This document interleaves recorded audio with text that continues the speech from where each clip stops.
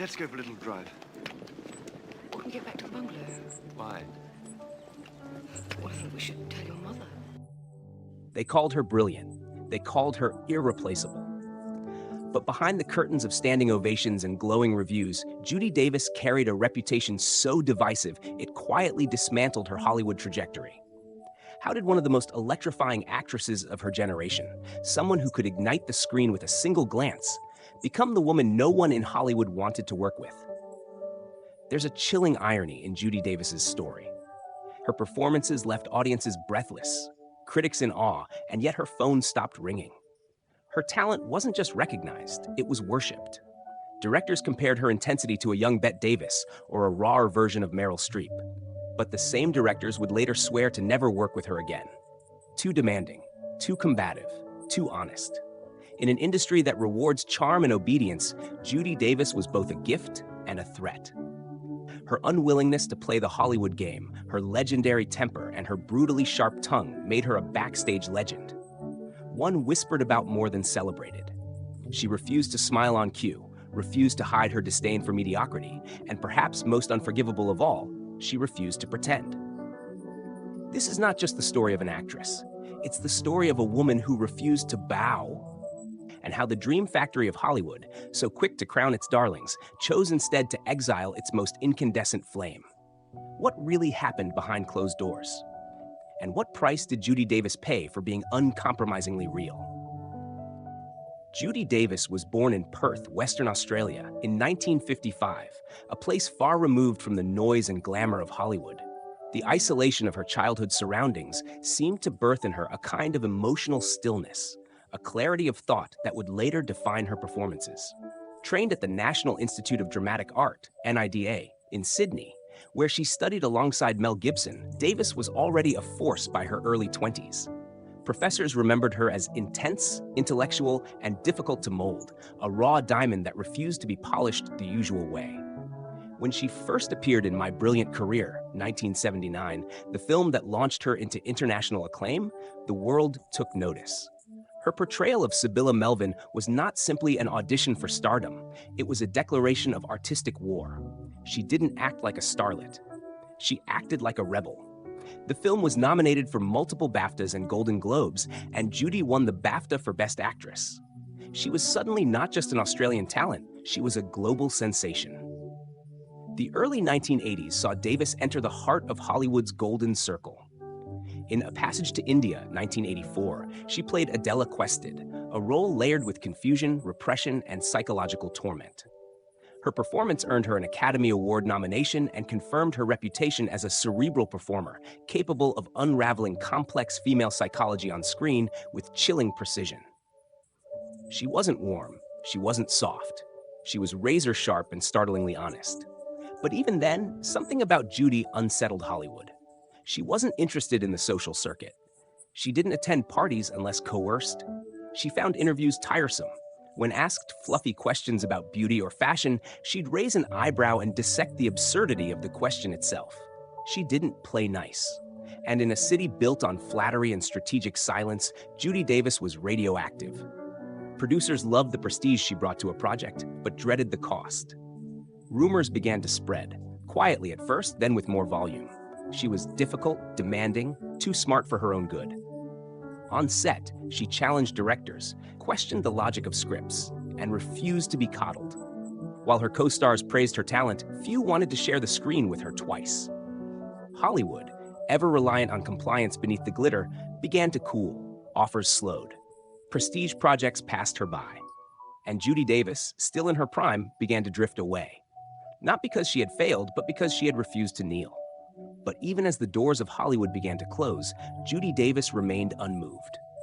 She turned toward Australia once more, choosing roles that spoke to her rather than served her.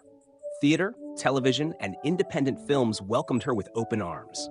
And yet, the question lingered like smoke in a closed room. Why did Hollywood exile a woman it once worshipped? This story isn't just about an actress. It's about the price of truth in a world addicted to illusion. Before the label difficult began to shadow her name, Judy Davis had already carved out one of the most respected reputations in the world of acting. She didn't rise like a pop sensation. She exploded onto the scene like a meteor, singular and impossible to ignore.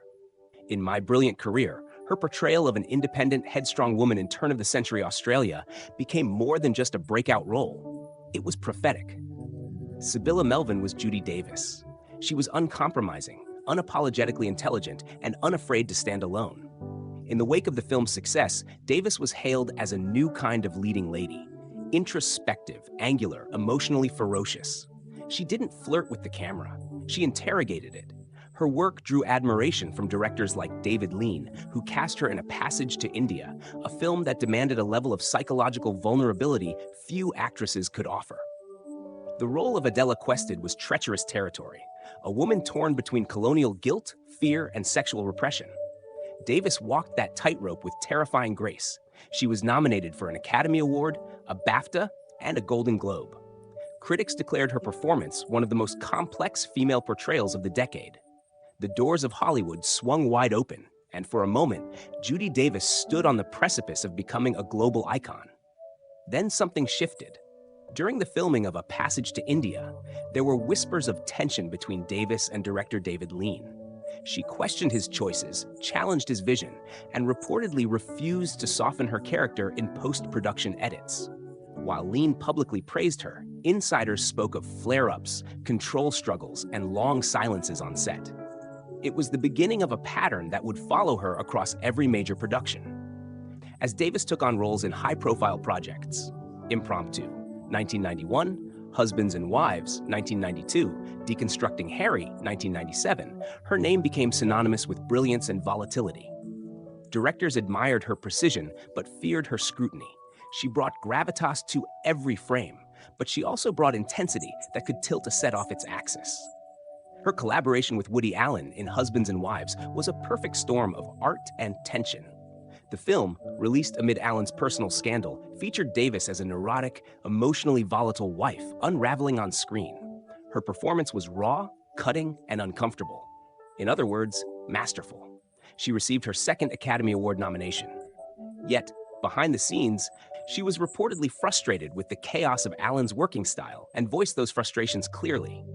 By the mid-90s, her name was no longer uttered with universal praise. She had become a cautionary tale in casting rooms, genius, but hard to manage. Agents began to hedge. Roles written with her in mind were offered to safer, more pliant actresses. She wasn't blacklisted, but she was slowly, deliberately passed over. And Judy? She didn't chase. She didn't network. She didn't apologize. Instead, she began saying no. No to predictable scripts. No to roles that asked her to soften, to be agreeable, to be Hollywood's idea of relatable. She chose Australian television dramas, complex indie films, and theater roles that offered her something real. She turned her back on the star-making machine and walked into the wilderness by choice. But not without consequence. As she withdrew from the mainstream, media narratives hardened. She was called reclusive, frosty, uncooperative. Her brilliance was still acknowledged, but with a caveat: she was too much.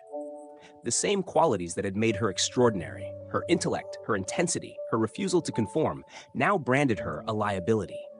And so, the rise of Judy Davis, once meteoric, turned into something more complicated, a slow-burning legacy that refused to dim, even as the spotlight looked elsewhere.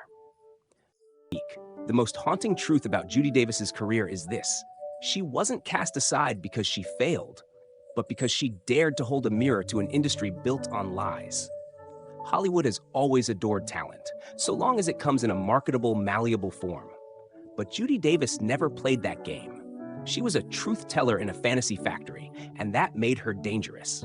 Behind closed doors, the real reasons for her slow exile were rarely written down. But insiders knew. One casting director in an off-record interview said Judy intimidated people, not just because of her acting, but because she saw through the bullshit. You couldn't fake anything with her. On set, her standards were ruthless. She didn't tolerate laziness, superficiality, or indulgence. When actors fumbled lines repeatedly, she didn't mask her disdain. When a director pushed her to emote in a way she found false, she'd stop the scene and ask, "Why would a real person do this?" She didn't shout. She didn't cry. She questioned. And that was often worse. Rumors swirled that she walked off projects, that she reduced colleagues to tears, that producers began asking for less intensity on future sets. One assistant director allegedly warned a team, "Don't talk small talk with her. She'll cut you down in 10 seconds." It wasn't personal. Judy Davis didn't hate people. She hated mediocrity. Her peers had mixed opinions. Cate Blanchett once described her as the most fearless actress I've ever watched, sometimes terrifying to work with, but impossible not to admire. Others, more bitter, called her cold, humorless, or impossible. But none could deny her power.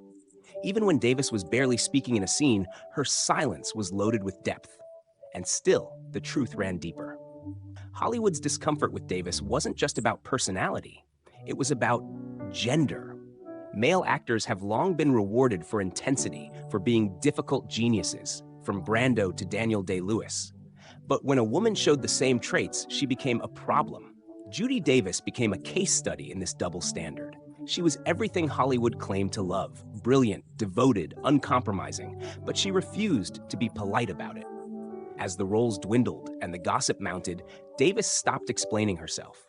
She relocated fully to Australia, took roles in productions that prioritized craft over glamour, and withdrew from the celebrity sphere entirely. She never gave a dramatic press conference, never published a memoir, never complained. But there were cracks in the armor. In a rare 2010 interview, when asked if she felt punished for her refusal to play the game, she paused and simply said, "I just couldn't pretend. I don't think I ever knew how." The media's coverage shifted over time. What was once framed as coldness began to be reevaluated as integrity. Retrospectives hailed her work as ahead of its time. Younger actresses cited her as a blueprint for what it meant to be emotionally fearless. Directors who once hesitated now called her the one who got away. Yet Judy Davis never returned to reclaim the Hollywood throne. She didn't need to. Her performances, scattered across decades, stood like monuments to what acting could be when stripped of vanity. And perhaps that was her final rebellion, to vanish from the red carpets, but remain unforgettable on screen. The tragedy wasn't that Judy Davis disappeared. It was that we were never brave enough to keep her. At Aussie Uncovered, we don't view Judy Davis as just another gifted actress who clashed with Hollywood. We see her as one of the most compelling contradictions in the entertainment world. A woman whose brilliance was both her weapon and her shield, whose refusal to conform cost her global adoration but preserved her artistic soul. Judy Davis did not seek to be liked, and maybe that's precisely why she was great. Her power came from the sheer truth of her performances. While others performed to be adored, Davis performed to dissect. She did not flirt with the audience. She confronted them. She held up the rawest parts of the human experience and dared us to look away. That kind of courage is rare, unsettling, often misunderstood. Some will say Judy Davis was difficult. We say she had standards. Others called her cold. We say she refused to wrap her genius in charm. She was, in many ways, a necessary discomfort. She disrupted expectations, not out of malice, but because she could not abide by mediocrity. And that refusal to compromise made her both unforgettable and, to some, unforgivable. She is proof that talent alone is not enough to sustain a career in a system that values diplomacy over depth. Hollywood didn't exile her because she failed to meet expectations. They did it because she demanded too much of everyone else. Her very presence was a challenge to the norm. Why settle? Why lie? Why fake it? To us, Judy Davis is not a fallen star. She's a deliberate fire that never wanted to be packaged, sold, or dimmed. She chose distance over dilution. And that choice, while it came at a cost, preserved something sacred in her legacy. We invite you to think about this. If Judy Davis had been more agreeable, more camera-friendly, more accommodating, would she have given us the same unforgettable work? Could she have created such emotionally terrifying, precise, and unforgettable characters if she had bent to the expectations of politeness? Was the price worth it? And perhaps more importantly, should we continue to punish women in Hollywood for the very traits we applaud in men? Let us know your thoughts. Does the industry owe her more recognition? Or was Judy Davis always meant to exist just outside the frame? Too real, too raw, too rare for a system built on illusion. There's a strange quiet that surrounds Judy Davis now. No scandals, no Instagram updates, No memoir to explain herself, just the lingering imprint of a woman who once stepped into the spotlight, burned with unapologetic intensity, and then stepped away before it could consume her. And in that silence, she left behind something few ever do, a legacy untouched by compromise. For those who watched her in My Brilliant Career, or trembled at her unraveling in Husbands and Wives, or caught the glint of buried rage in A Passage to India, there's a haunting familiarity in her characters. They weren't performances, they were truths, fractured, uncomfortable, and piercingly human. Maybe that's what we feared most about Judy Davis. She never let us hide. She didn't play women we wanted to be. She played women we were afraid we already were. She remains, to this day, one of Australia's most treasured secrets. Not a box office queen, not a red carpet regular, but a silent giant whose work still echoes in the bones of modern performance. You won't find her chasing legacy. She doesn't have to. It's already there. In every frame she ever touched, in every actress who now dares to speak up, to say no, to be difficult. Some stories are never told, but now you know. And maybe that's enough. Because sometimes, the most unforgettable flames are the ones that burn far from the spotlight, in rooms where only the brave dare to look.